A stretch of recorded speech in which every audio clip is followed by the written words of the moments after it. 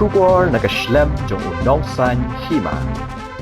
Hadin henyos nem ka Langsning Football Club kalayo banra ya ka nam Lahduh ha ka Shillong Premier League arhaja apusan balapenya da ka Shillong Sports Association. Hadin baka Mawlai Sports Club kala Ïakhaid marshi la shi gol bad ka Rangdajied United FC ha ka jingile kai ka bakhaddu ka balapoi sha ka bakut ha ka arphotere urisau arhaja apusan ha SSA Stadium ka ba First Ground Polo.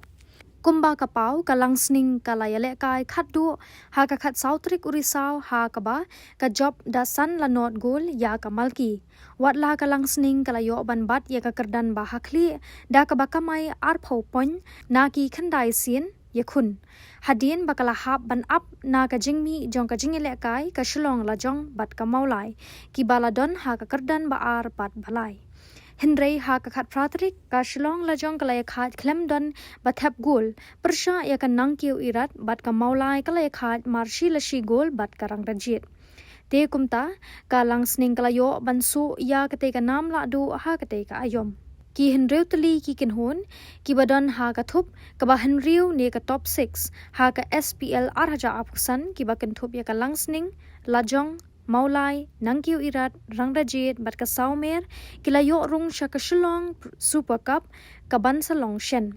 Te kumta ka Langsning kum ka Lahduh, bat ka Shillong lajong, ka Balawan baar, kila don lupa ha ka kerdan yakun jong ka semi-final. Kat ba kiway pat ki South Lee kinhaban yakun shwa ya ka playoff.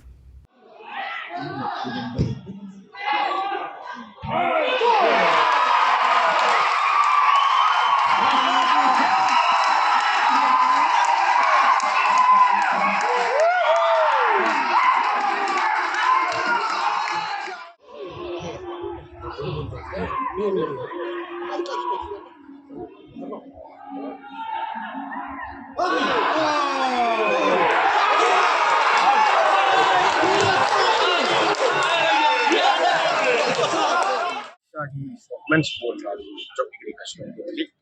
Akhirnya reserve bro, warba na repair bah hiru, na sang player bon hiru, da angnut hiru main bah ini beli. Mungkin mungkin lagi yang sudah mentah, langsung kam posisi squad saya tahu. Kai ko baka sumalay kublehi kini kino niya si ujungi. Pan dan ini. Interest tom jungki na lendet tuni